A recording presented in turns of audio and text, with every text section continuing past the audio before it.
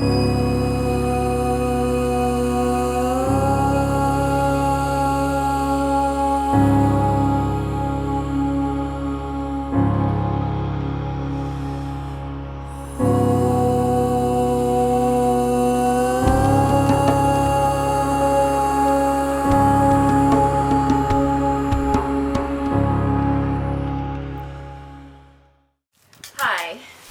so I'm going to give you some tips on how to work on this position in second series called Kapotasana. So it's a pretty advanced back bend pose, and to do this pose we have to have the front of the thighs open, we have to have the belly be able to open, and we also have to have the ability to bring our arms back, so this whole area of the body has to be open. But also we need to have a very strong back. So I'm going to work through a few poses that I think can be useful, and hopefully it works. Okay, the first one is called Bhujangasana. It's cobra pose. So in Ashtanga we're usually doing upward facing dog with the arms straight, and sometimes when we do this, if we're not attentive, then we might not use our back muscles enough. So this pose can help to teach you how to engage the back muscles. So first you come in a sphinx pose. So the elbows are under the shoulders, the hands are on the floor, and then you're going to turn the toes, tuck the toes under, press the heels away so that you feel like the legs are completely straight. And then you can turn the toes again, press all 10 toes into the floor so that the knees are a little bit off the floor because the legs are engaged. Then we're going to keep the feet and the legs as they are, but we're going to pull with our hands. So I'm pulling back this way, but you won't be able to see that I'm pulling. I'm going to pull with my hands and feel this lengthening in the belly, lengthening in the lower back. So the pubic bone is resting on the floor, and then I'm going to roll open my shoulders. So I'm trying to feel like my shoulder blades are going to come onto the back, almost like they're going to come up and through the chest. So I'm pulling my arms, reaching my chest forward, rolling back the shoulders. Okay, so that's the first step. Next step is you place the low part of the ribs on the floor. Bring the hands so that they're about level with the waist. And once again, roll open the shoulders, press the toes. So I'm not using my hands at this point. I'm just using my back muscles to lift my chest. Then we can use the hands a little bit. Roll open the shoulders, press a little bit into the hands, press the toes. Roll open the shoulders, press a little more with the hands. See, my elbows remain bent. Roll open the shoulders, the pubic bone stays on the floor. Feel like your shoulder blades are going to come through the front, right through the front body.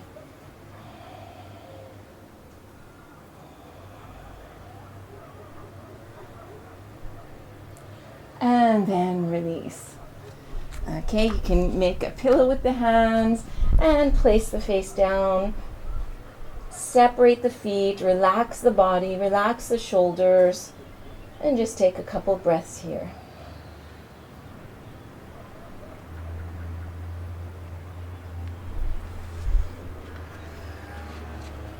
Okay, so the next exercise, we need a block, cork block. So this one is going to open the whole front line of the body. So the way we start it is lying down, kind of almost as if we're going to work ourselves into Udhva Dhanurasana, the upward facing bow pose. So I want my feet hip width apart and parallel on the floor, and then I can wiggle so I'm close to my feet, and I lie down on my back. Shoulder blades are anchored on the back. Then I can take my block, press into my feet, and lift my hips up. So if you're really working on Kapotasana, then it probably means that you have quite a flexible back. So you can place the block this way, right? It's on the sacrum. It's not touching any lumbar vertebrae. It's really on the sacrum. Okay, so if this feels like it's too much for you, then, and you're just doing maybe some prep work for back bending, other back bending poses than Kapotasana, then maybe you can put the block like this, or even lower, like this. But as we're putting the emphasis on Kapotasana right now, then it's a little bit better to be up here, okay? So I'm here, and then what I'm going to do is I'm going to bend one knee back. So I'm going to get a hold of my foot and or my ankle, and I'm going to pull my foot back. So you can see it's kind of close to Kapotasana legs. So what I want to avoid is I'm not doing something like this, because then I lose that overall stretch on the quads. So I'm keeping my knee so that my knee feels like it's parallel with my hip, and I want to keep both my hips level. Sometimes one hip will drop, and then I can see if I can bring it back a little bit more, lift the head a little bit, and then keep the knee where it is and try to replace. So I want my shoulders on the floor. So replace those on the floor.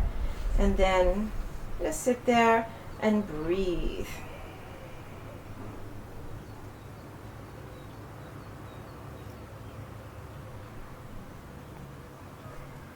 And I'm getting a suntan at the same time.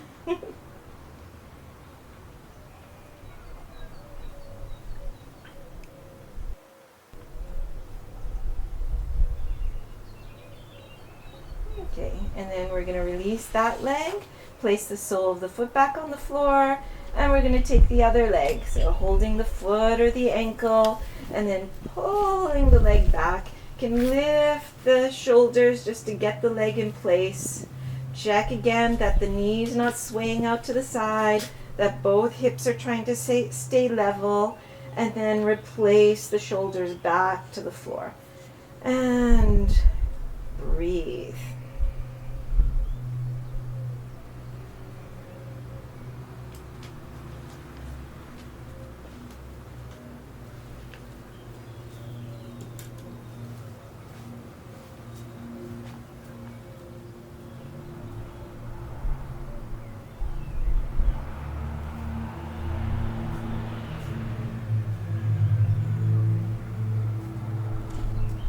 And then releasing that leg, pressing into the feet, lifting away from your block, releasing the block, coming back down, and you can bring one knee to the chest, other knee to the chest, just getting a counter pose for the lower back.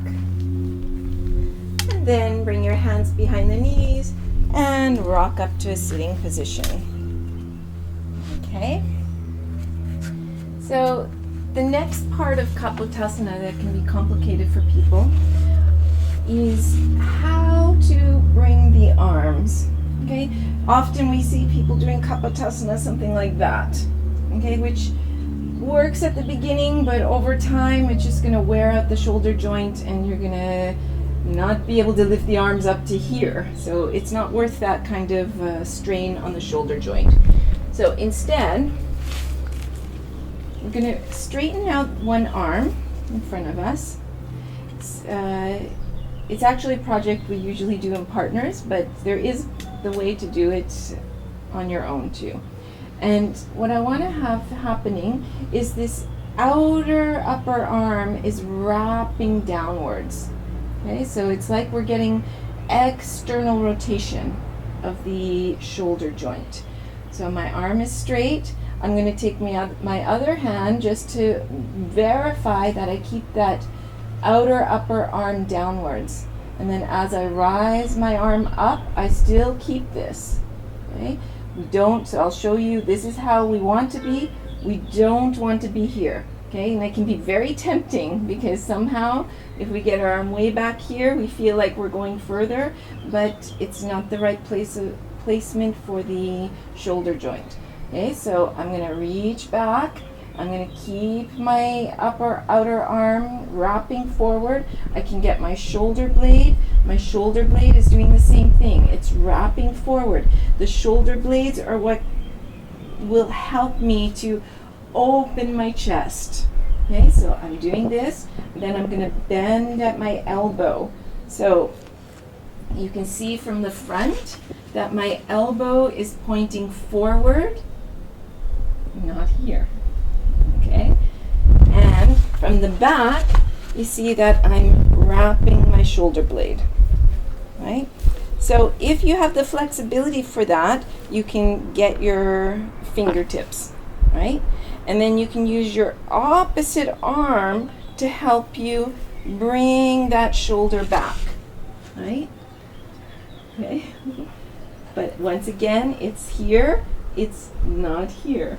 And I keep mentioning it because when we do workshops in person, you look around the room and the majority of people are something like this. Okay, so wrapping forward. This is what's going to open the upper back. The upper back is kind of like a blind spot to us. We don't see it, and we don't really know how to feel the right movements in this area. Okay, so then you can release. See if you can memorize the feeling, how it felt. It's like opening the chest. Then, for the other side, you straighten your arm out. Remind yourself, wrapping, upper outer arm, wrapping forward. I lift up my arm, remind myself, shoulder blade anchoring and wrapping. Then I can bend my elbow. Again, my elbow should be pointing forward, and it should be about the level of the shoulder. So not turning out and also not tucking in. Okay, straight. So I'm wrapping it, and then I can bring my other arm behind. And I know this might not be possible for everybody. Don't despair. I have some other exercises. And then using my other arm to help me open that side of my body. My chest lifts, but I maintain some core strength.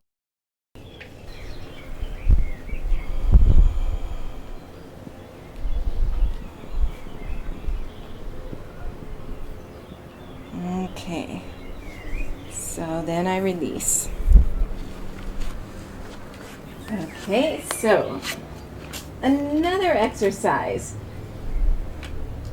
You don't have to do them all at once, by the way. I'm doing them all at once for the purpose of the video, just to give you many different tips. But I would only, if you're in the middle of your practice, I would pick maybe 2 maximum. So we have these things, they're called eggs, which are kind of interesting to help open parts of the back. So you can lay this egg vertical on your yoga mat, and then you come to sit in front of it. And basically what we're going to do is, if there's an area of your back that you know is a little less open than the others, then you place the egg along the spinal column like this. So you could do the lumbar, but what I find is that people who have reached second series, it's not usually their lumbar spine that's lacking flexibility, it's more upper back. So I'm going to show you what we do for the upper back. So I put the egg here. Okay, so I lie down like I'm going to start Udhva Dhanurasana. Oops. And then I lift my back, place it where I want it to go. And then I want to feel my shoulder blades anchoring on the back, and then I can bring my arms over the head and lie back. One thing we want to avoid is the head hanging back, something like that, where my chin is too open and there's too much pressure on my cervical. So I want to keep the chin tucked, and if that's not possible, you put a blanket or another block under the head. Even if you feel like you're lifting up to this level, it won't matter. You're still going to be working on your upper back, but without injuring the neck. Okay, so make sure the chin is slightly tucked, and if it's comfortable, you bring the arms over the head. You can let the knees come together, separating the feet, and just stay there for a few breaths.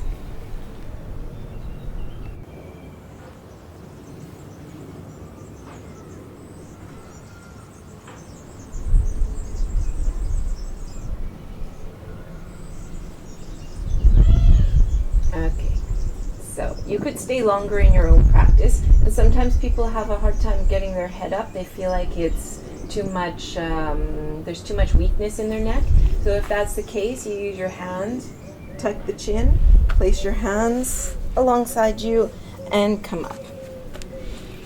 Okay, next. You can take one of these gym balls or yoga balls, and we have at the studio, we have 3 different sizes of these. This one actually is a little too big for me, but it's the only one I have at the moment, so I'm going to use this. Basically, the more flexible your back is, then the smaller the gym ball you need. So I'll show you with this. Despite that it's a little bit large for, also if you're more petite, then you can use a smaller ball. So the way to start this without rolling off your ball is to kind of crouch like this in a squat, bring the ball close to you, and then start to lean back on the ball. Okay, so I've seen people fall off these things, so really if you're at home, be aware, be careful. If there's a coffee table or something next to you, you might want to move it aside. Okay, so we're controlling it with our feet and the core of the body, and of course the legs. So I'm going to start to roll over. I'm going to feel like my shoulder blades are anchored down my back so that it's helping to open the upper chest, and then I'm going to reach behind myself, straighten my arms out, and then bend the elbows. So it's very similar to the exercise we did just for the arms. You want to have the exact same arm placement.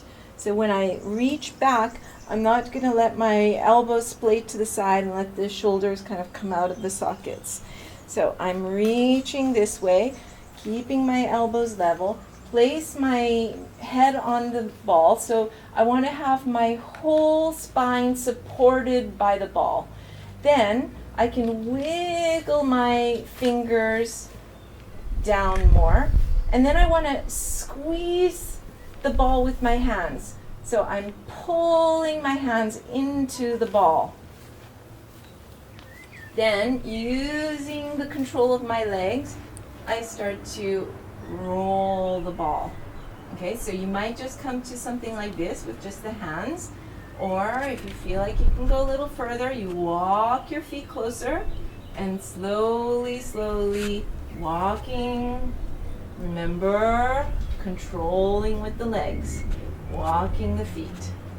Okay, and then once your forearms are touching the floor, basically you're in Kapotasana with the upper body.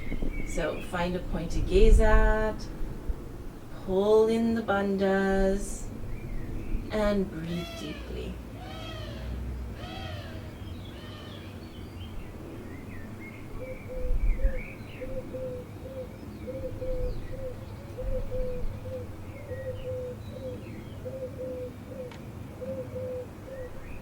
When you've stayed long enough, you wiggle your toes the other way, keeping control with the legs and rolling out.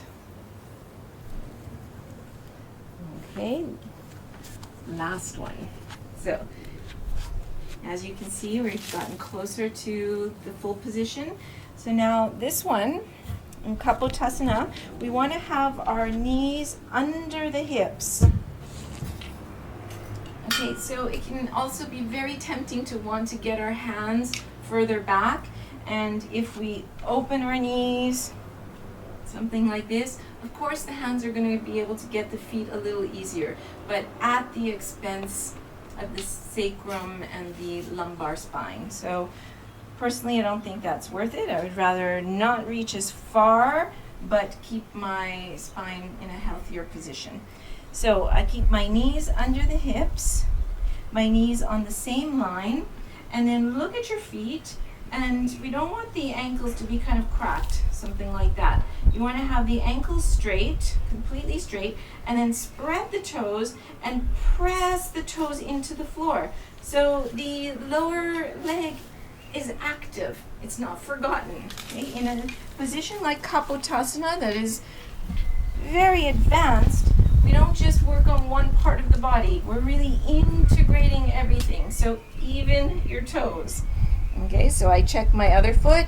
My ankle is straight. I'm pressing the toes into the floor. And then I keep them that way. When I bring the ball, what I want to make sure is that I don't feel like my tailbone is tucking up.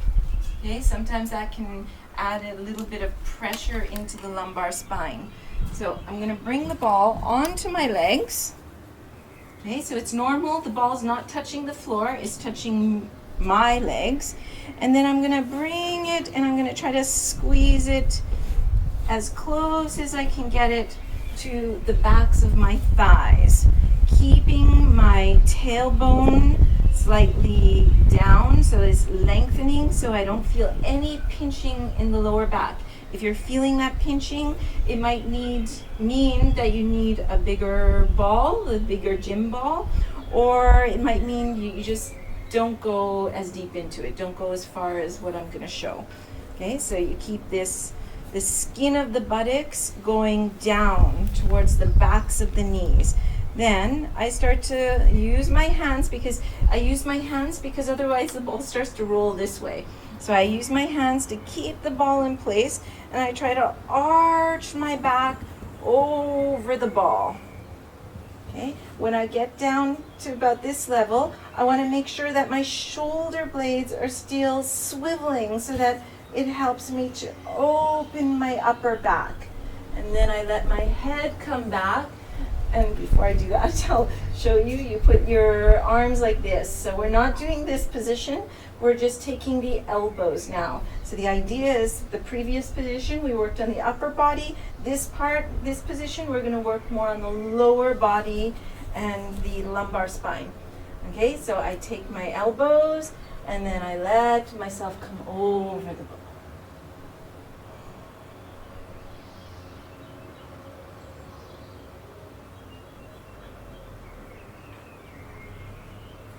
And you can change the crossing of the elbows.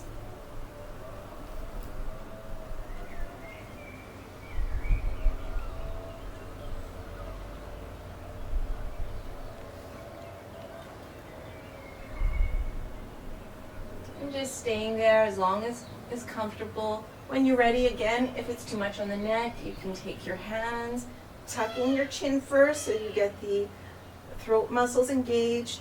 And then slowly coming up and releasing the ball. You're going to tuck your toes under. Walk your fingertips forward. Stay walking on the fingertips. Feel the sitting bones coming towards the heels. Ears between the upper arms. Keep walking the fingertips forward, lengthening out the spine. And then ground the hands and let the forehead come to the floor.